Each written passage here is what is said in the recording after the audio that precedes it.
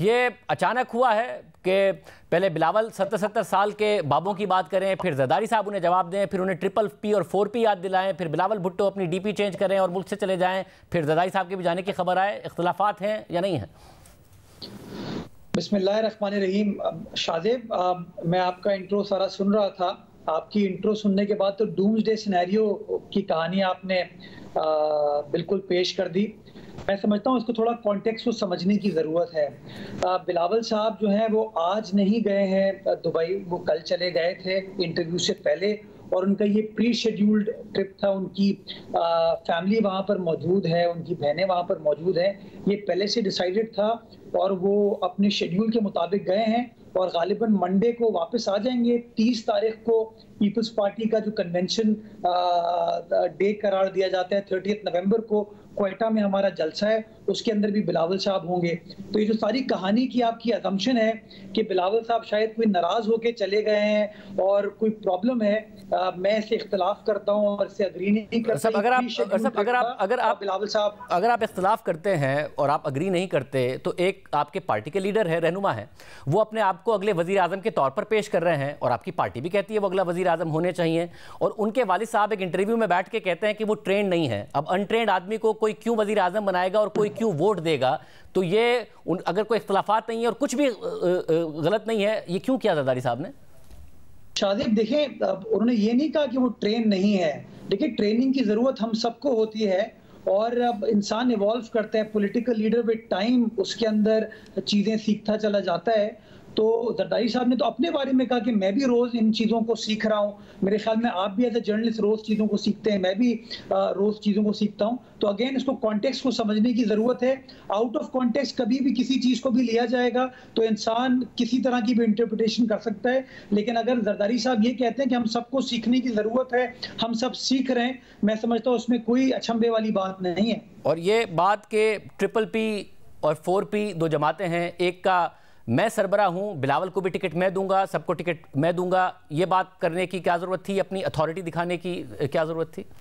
Again Shadab, समझने की जरूरत है। आपने खुद जो सारा इंट्रोडक्शन में बताया कि 4P 2002 से बीबी शहीद के जमाने से एग्जिस्ट करती है, जब मखदूम साहब उसके सदर बने, जब मुशर्रफ साहब ने ट्रिपल पी को बैन कर दिया था, और ट्रिपल पी भी एग्जिस्ट करती है।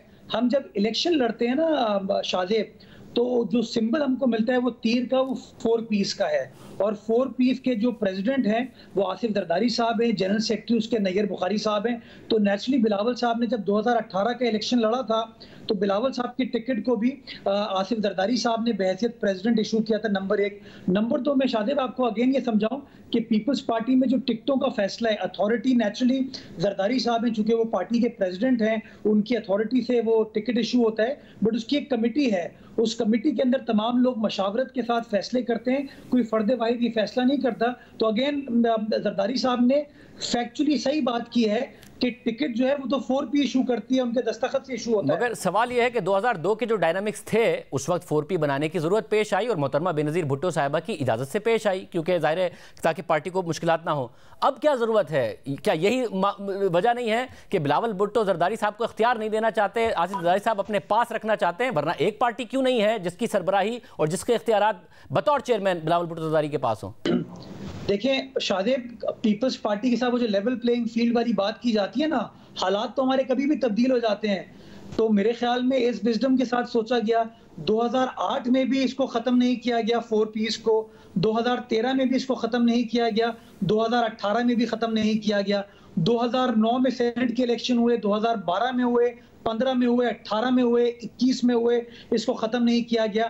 अभी मैंने इलेक्शन लड़ा है अपना मेयर का, तो अगेन उसके अंदर भी जो टिकट इशू किए जाते हैं वो 4Ps की तरफ से इशू किए जाते हैं। तो एक नॉर्मल सी प्रैक्टिस पिछले ये 20-21 साल से चली आ रही है और उसके अंदर कोई ऐसी इंट्रीग्स वाली चीज नहीं है। और अब जब जरदारी साहब के जाने की खबर आई है, क्या वो बिलावल भुट्टो जरदारी साहब के जाने के बाद उन्हें मनाने गए हैं या ये भी शेड्यूल था कि उन्होंने भी जाना है?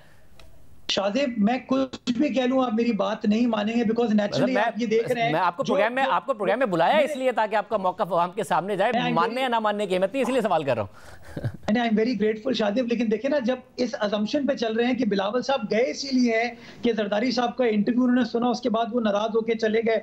अब ये कि जरदारी साहब भी दुबई जा रहे हैं, कल को आप खबर सुनेंगे फरियाल साहिबा भी दुबई जा रही है या कोई और लीडर भी दुबई जा रहा है, तो मेरे ख्याल में फिर तो आप डॉट्स इस तरह कनेक्ट करते जाएंगे। चूंकि बिलावल साहब का ट्रिप पहले से प्री शेड्यूल्ड था, ये एक फैमिली अरेंजमेंट है इनका, और इलेक्शन सर पर हैं, तो इसलिए वो इलेक्शन से पहले तमाम फैमिली साथ बैठी है। इसमें कोई ऐसी चीज नहीं है। आज से कुछ दिन पहले भी टंडोला यार में आसिफ साहब और बिलावल साहब और तमाम फैमिली जो है वो साथ थी, तमाम फैमिली ने साथ टाइम गुजारा। तो मैं समझता हूँ ये जो हम असम्पशंस पे जा रही है, स्पेकुलेशन पे जा रहे हैं ना, इसको हमें खत्म कर देना चाहिए। मुर्तज़ा साहब, आपकी आखिरी दफा कब बात हुई है बिलावल भुट्टो ज़रदारी साहब से? मेरे ख्याल में 2 दिन पहले मैसेजेस पर बात हुई थी उनसे।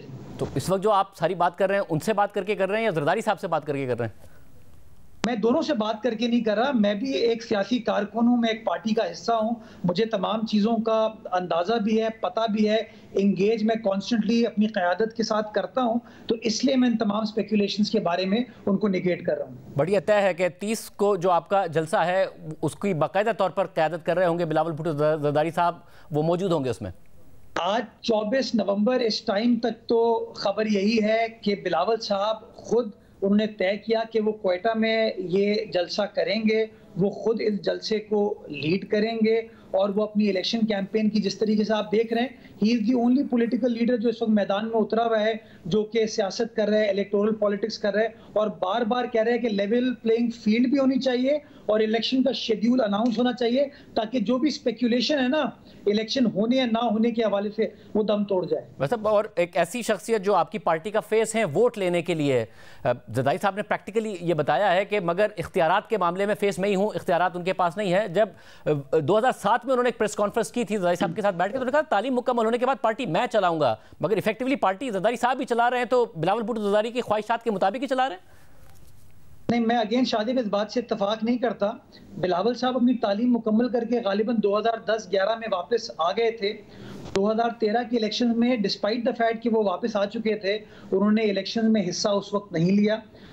2013 के बाद 14-15 में उन्होंने आहिस्ता आहिस्ता जो अमली पॉलिटिक्स है उसमें वो हिस्सा लेते गए, एक्टिव होते गए, और आपने देखा कि 2018 में उन्होंने बड़ा प्रोएक्टिवली कैंपेन को लीड किया, पार्लियामान में आके बैठे। और उस जमाने में जब नून लीग कहती थी कि असेंबलियों से इस्तीफा दे दो, असेंबलियां छोड़ के चले जाओ, ये बिलावल साहब का, जरदारी साहब का विजडम था कि नहीं, हम असेंबली में रहेंगे, कॉन्स्टिट्यूशनल मैकेनिज्म के जरिए उस वक्त की जो आमरीत की सोच है उसको खत्म करेंगे। और बिलावल साहब की, जरदारी साहब की हिकमत अमली ने वक्त ने साबित किया कि वो हिकमत अमली सही साबित हुई, और इमरान खान साहब की हुकूमत को एक आईनी तरीके से हमने निकाला। उस जमाने में बिलावल साहब ने आपकी जो लॉन्ग मार्च थी वो बिलावल साहब ने लीड की थी, उस इनिशिएटिव को लीड किया था, और आपके सामने है कि उसका एंड रिजल्ट किस तरह आया कि इमरान खान साहब की हुकूमत घर चले गई। मतलब वही सवाल है कि कैंपेन सारी वो करते हैं, फेस वो है, मगर पार्टी के इख्तियारात क्या उनके पास हैं या नहीं है? क्योंकि आपकी पार्टी, सवाल सुनिएगा, सवाल यह है कि आपकी पार्टी के लिए एक बहुत बड़ा चैलेंज ये है कि उसने अपने आप को पंजाब में भी रिवाइव करना है। अगर बिलावल भुट्टो ज़रदारी साहब ने वज़ीर आज़म बनना है, हमें 2008 से आज तक नजर आया है, अगर ज़रदारी साहब मामला चला रहे हैं कि आपका पंजाब में शेयर श्रिंक किया है, सिंध में ज़ाहिर है आप कंसोलिडेट हुए हैं, तो उसके लिए ये नजर आए कि फेस तो बिलावल हैं मगर इख्तियारात जरदारी साहब के पास हैं, ये आपको फेवर करता है, सूट करता है? शादिब, मैंने अपने पिछले जवाब में इस बात को बड़ा कैटेगोरिकली कहा था कि जैसे लॉन्ग मार्च का फैसला है ना, वो बिलावल साहब ने खुद किया। मुझे मेयर बनाने का फैसला पार्टी ने किया, या मुराद अली शाह साहब चीफ मिनिस्टर बने तो पार्टी ने फैसला किया। हमारा ऑपोजिशन लीडर कौन बनेगा, वफाक में, काबीना में कौन आएगा, हमारी पार्टी फैसला करती है। हमारी सीईसी बड़ी एक प्रोएक्टिव मुतहर्रिक बॉडी है, और पिछले दिनों आपने देखा इलेक्शन के हवाले से भी जब मुतजाद बयानियां लोगों ने स्पेकुलेट करने की कोशिश की थी, आखिर में सीईसी का इजलास हुआ और सीईसी के इजलास में फैसला किया गया। तो हमारी क़यादत जो है मशावरत के बाद फैसला करती है, और क़यादत की मशावरत के बाद जो फैसला होता है वो पब्लिक के साथ शेयर कर लिया जाता है।